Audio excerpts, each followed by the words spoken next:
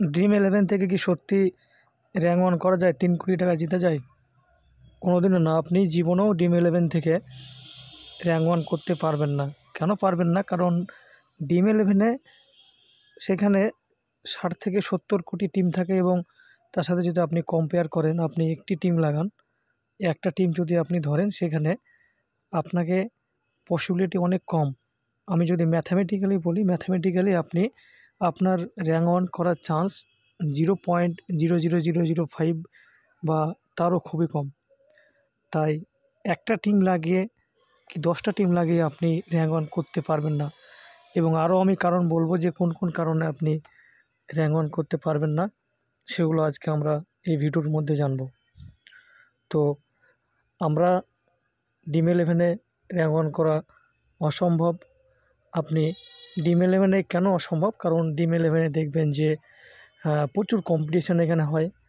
তারপরে বিভিন্ন অ্যালগরিদম থাকে, যেখানে বিভিন্ন অনেকে কী করে, অনেকে প্রচুর টিম লাগায়, যাদের কাছে অ্যাভেলেবল টাকা আছে, যারা এসব প্ল্যাটফর্মে থাকে 5 লাখ 6 লাখ টাকার কি 7 লাখ 10 লাখ টাকার টিম বানিয়ে দিল এবং কম্পিউটারের মাধ্যমে বিভিন্ন রকমের কম্বিনেশন করে অনেকগুলো টিম বানায়, 5 লাখ 6 লাখ টাকার টিম বানায়।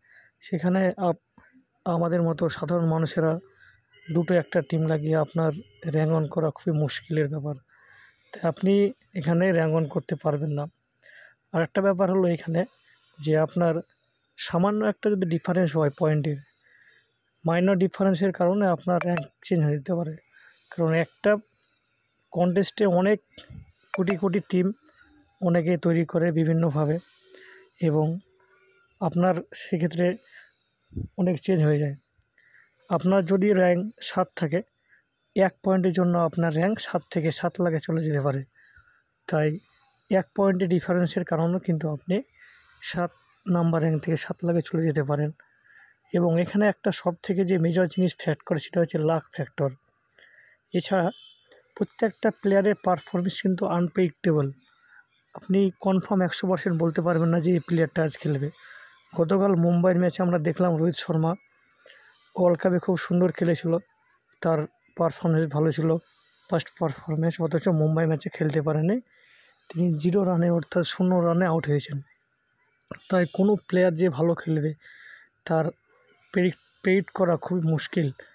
আপনি প্রেডিক্ট করতে পারবেন না। এমনকি যারা ক্রিকেটার আছেন, যারা এক্সপার্ট আছেন, যারা ক্রিকেট খেলেছেন, তারাও যদি টিম বানায়, তারাও কিন্তু পারবে না যে তাদের র্যাঙ্ক 1 হবে। যেমন আমি যদি মহেন্দ্র সিং ধোনির কথা বলি, তিনি বিভিন্ন ম্যাক্সিমাম খেলা থেকে অবসর নিয়েছেন। তিনিও যদি টিম বানান, তবুও তিনি কিন্তু 1 র্যাঙ্ক করতে পারবেন না।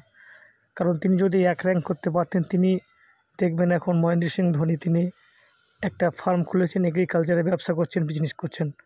তাহলে তিনি চাইলে কিন্তু একটা টিম বানিয়ে প্রতিদিন 3 কোটি টাকা ইনকাম করতে পারতেন। তিনি কিন্তু করছেন না, কারণ এটা অসম্ভব। এছাড়া আমরা দেখি বিভিন্ন কমেন্টারি, যারা IPL-এর কমেন্টারি করে, তারা সবাই এক্সপার্ট, তবুও কিন্তু তারা কমেন্টারি করছেন। তারা কিন্তু টিম বানিয়ে সেখান থেকে 3 কোটি টাকা ইনকাম করতে পারতেন, কিন্তু তারা করছে না। কেন করছে না? কারণ এগুলো অসম্ভব। আপনি কখনোই র্যাঙ্ক 1 করতে পারবেন না। যদি র্যাঙ্ক 1 করা যেত, তবে সেখানে সেহবাগ, তারপরে ইরফান পাঠান যারা আছে কমেন্টারি করে, তারা কমেন্টারি করতেন না। তারা প্রতিদিন একটা করে টিম বানাতেন এবং সেখান থেকে তারা প্রতিদিন 3 কোটি টাকা করে ইনকাম করতেন। এছাড়া আপনি দেখবেন যে ড্রিম 11-এ কী হয়, যখন আপনি টিম লাগান, টিম আপনি তৈরি করেন, তখন সেখানে দেখবেন যে যারা ফেমাস প্লেয়ার, সে সমস্ত প্লেয়ারের র্যাঙ্কিংগুলো আগে দেয় এবং সেখান থেকে কিন্তু আপনি সেই টিমগুলোকে চুজ করেন। কিন্তু আমরা খেলা শেষে দেখতে পাই যে আননোন প্লেয়ার, কেউ তাকে নেয়নি, সেই প্লেয়ার ভালো র্যাঙ্ক করে যায়। এরপরে যে ব্যাপারটা আছে, স্কিল আর লাকের ব্যাপার। ড্রিম 11 খেলাতে আপনার, আমি যেটা মনে করি যে আপনার 20% স্কিলের দরকার হয় এবং 80% লাকের দরকার হয়। তাই এখানে স্কিলের কোনো ব্যাপার নাই, লাকের ব্যাপার আছে। তাই এখানে লাকটা বিশাল ম্যাটার করে, কিন্তু তাও পার্সেন্টেজ অনেক কম। আপনার র্যাঙ্ক 1 করার সম্ভাবনা অনেক কম। আপনার র্যাঙ্ক 1 করা খুবই মুশকিলের ব্যাপার। যারা এক্সপার্ট আছে তারাও কিন্তু র্যাঙ্ক 1 করতে পারে না। এমনকি দেখবেন যাদের বড় বড় ইউটিউব চ্যানেল আছে, যারা বিভিন্ন টেলিগ্রাম চ্যানেলে তাদের টিম দেয় এবং সেখানে বলে আমার গ্রুপে জয়েন করুন, 300 টাকা 350 টাকা করে লাগবে, তাহলে আপনাকে আমি একটা টিম দিব, সেই টিমে আপনি অবশ্যই জিততে পারবেন। তো এখানে আপনাদের ভাবা দরকার যে সে যদি সত্যি র্যাঙ্ক 1 করতে পারতো, 3 কোটি টাকা জিততে পারতো, তবে তাহলে আর আমাদের কাছ থেকে আপনাদের কাছ থেকে আর আলাদাভাবে একটা প্ল্যান করে সেখানে আলাদা একটা ফিজ চাইতো না। এটা আপনাদের বুঝতে হবে যে র্যাঙ্ক 1 করা খুবই সম্ভব নয়, অসম্ভব ব্যাপার। মাত্র 1-2 পয়েন্টের জন্য আপনি 1 র্যাঙ্ক মিস করতে পারেন। সামান্য ক্যাপ্টেন ভাইস ক্যাপ্টেনের জন্য আপনার র্যাঙ্ক কিন্তু 1 না হতে পারে। তাই আমরা দেখতে পাচ্ছি এখানে যে কম্পিটিশান, লাক ফ্যাক্টর এবং ড্রিম ইলেভেনের যে অ্যালগরিদম আছে, সেই অ্যালগরিদমের উপর ডিপেন্ড করে আপনি কোনো দিনই র্যাঙ্ক 1 করতে পারবেন না, এটা ইম্পসিবল। তাই আমি বলবো আপনারা এই সমস্ত ড্রিম ইলেভেনের চক্করে পড়বেন না এবং আপনাদের ফাইন্যান্স অর্থাৎ অর্থ অপচয় করবেন না, এ ধরনের ফাঁদে পড়বেন না। এ ধরনের ফাঁদে পড়লে আপনারই ক্ষতি হবে, আপনার অর্থ লস হবে, শুধু লাভ হবে কোম্পানির, সরকার ট্যাক্স পাবে, সরকারের লাভ হবে।